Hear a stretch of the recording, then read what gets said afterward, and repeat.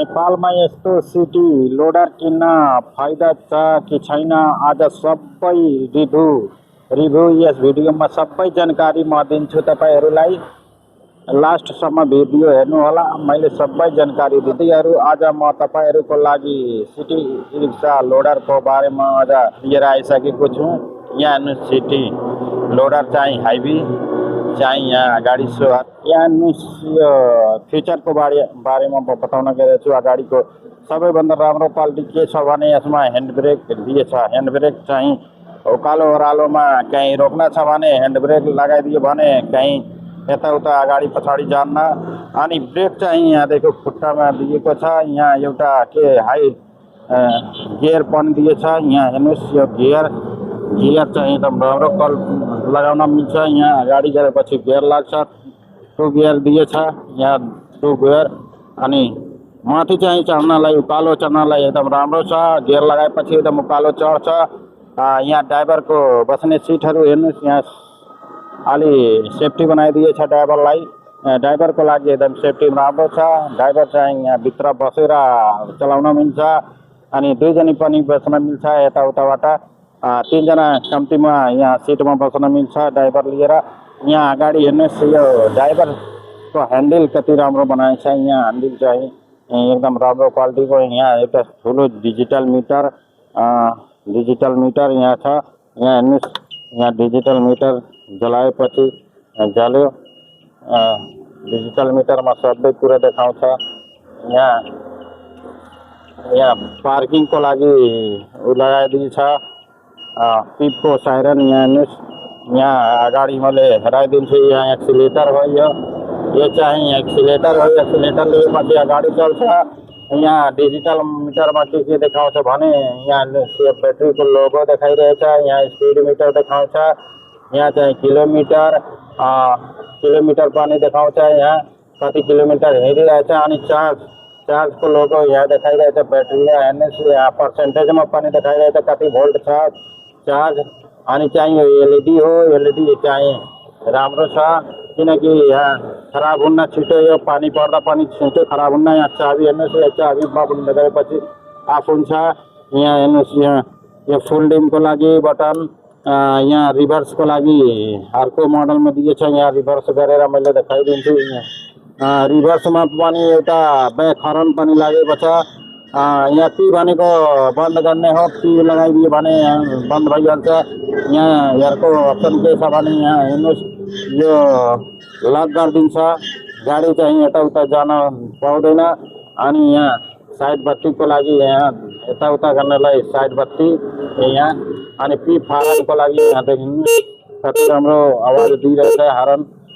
यहाँ चाहिँ फुल डिमको लागि यहाँ हेरिदिन्छु। फुल डिमको लागि हो। अनि यहाँ पिपको देखाइदिएँ, यो चाहिँ लक हो, यो पनि लक। अनि यहाँ ह्यान्डल चाहिँ एकदम चेचिसको हेर्नुहोस् कति मोटो दिएछ। यहाँ बडीहरू हेर्नुहोस्, यो चेचिसको बडी। यहाँ अगाडिको चेचिस बहुत मोटो छ। एकचोटि लिएपछि यो वर्षलाई टिक्छ। अनि चाहिँ यसमा लिड-एसिड ब्याट्री हालेको छ। यसमा चाहिँ 5वटा ब्याट्री 60 भोल्टको। यसमा हाइभी मोटर चाहिँ 3500 वाटको मोटर यहाँ लेखेको छ। हेर्नुहोस्, 3500 वाट। 3500 वाट भनेको सबै ठाउँमा उकालो ओह्रालो सबै ठाउँमा चढ्न सक्छ। अनि यसमा चाहिँ स्टेपनी यहाँ पछाडि चाहिँ तल दिएको छ। यहाँ हेर्नुहोस्, यहाँ तलबाट चेचिस देखिएको छ। कति मोटो चेचिस छ।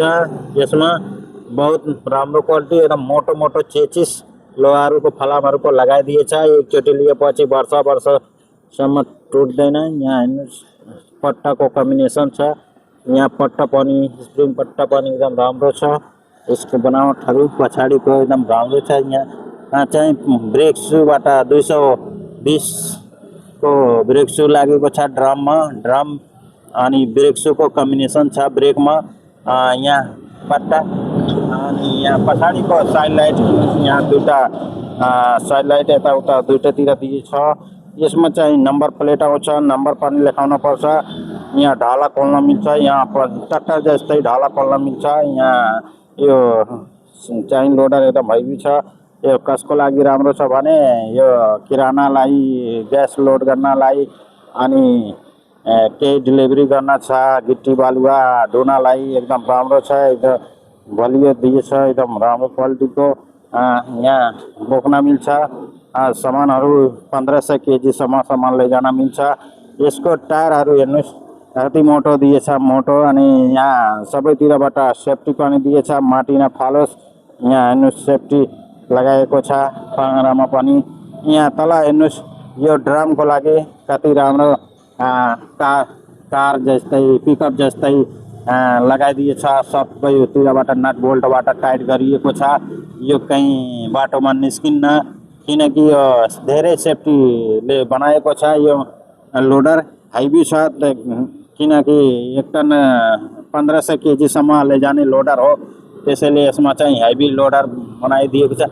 यहाँ हेर्नुहोस् यहाँ लक गर्ने सिस्टम छ यहाँ लक बडी गरिदिने लक भएपछि यो कसैले कहीँ यताउता फर्दैन लक भइहाल्छ लक भएपछि बडी उठाउन पनि मिल्छ यो लक खोलेपछि अनि यहाँ ब्रेकको रड हेर्नुहोस् ब्रेक एकदम दामी दिएछ यहाँ रड एउटा सानो ब्रेकको यहाँ कम्बिनेसन गरिएको छ ब्रेक चाहिँ हेभी छ एकचोटि हानेपछि चाहिँ रुक्छ ब्रेक पनि यसको यहाँ 46 नम्बर पहिले मैले देखाइदिएछु यहाँ हेर्नुहोस् यो 46 नम्बर यसमा 46 नम्बर यहाँ लेखिएको छ यो लोडर चाहिँ एकदम बलियो छ 46 यो चाहिँ 46 नम्बर यहाँ लेखेको छ अनि यसमा नम्बर पनि आउँछ बिलबुक पनि आउँछ यहाँ अगाडि कस्तो मैले हराइदिएको अब ढालाको यहाँ देखाइरहेछु मैले सबै क्लियर अनि ढाला खोल्न मिल्छ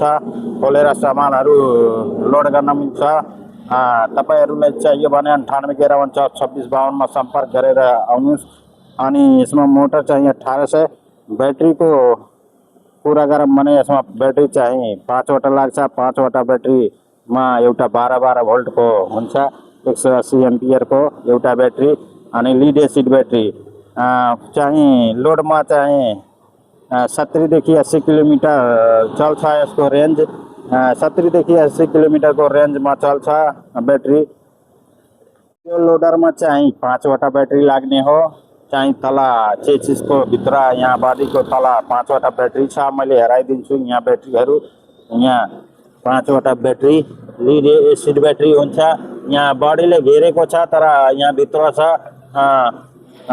5 वटा ब्याट्री 5 वटा ब्याट्रीको चाहिँ 12 भोल्टको एउटा ब्याट्री आउँछ 12×60 भोल्टको यो लोडर हो लोडरको लोड क्षमतामा लैजाने कति किलोमिटर चल्छ भने लोड क्षमतामा यसमा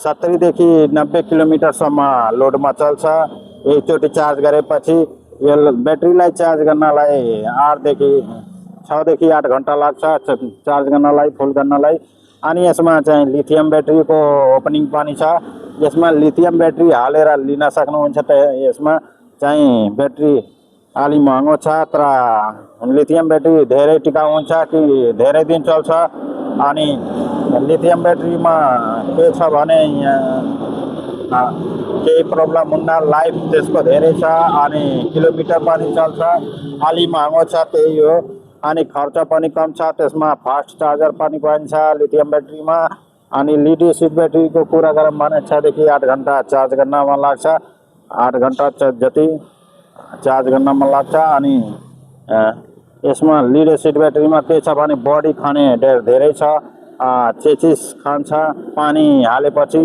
अनि हप्तामा एकचोटि पानी हाल्न पर्छ पानी हालेर राख्न पर्छ बल्ल चलाउन मिल्छ अनि अर्को कुरा के छ भने यसमा चार्ज चाहिँ छिटो हुन्न 6 देखि 8 घण्टा लाग्छ अनि बिजुलीको बिल चाहिँ यसमा धेरै आउँछ लिड एसिड ब्याट्रीमा लिथियम ब्याट्रीमा चाहिँ कम आउँछ त्यही कुरा हो अनि यसको मोटर मैले हराइदिएँ यसको पर्फर्मेन्स पनि एकदम राम्रो छ लैजानमा उडाउनमा पनि कुदिरहेछ एकदम राम्रो कुदिरहेछ कुदाएर मैले पनि भिडियो बनाएर हालिदिन्छु तपाईहरुलाई देखाइदिन्छु यो फर्किलो लोडरको एकदम राम्रो क्वालिटी छ यहाँ तपाईँहरूलाई चाहियो भने 98 11 49 26 52 सम्पर्क गरेर आउन सक्नुहुन्छ।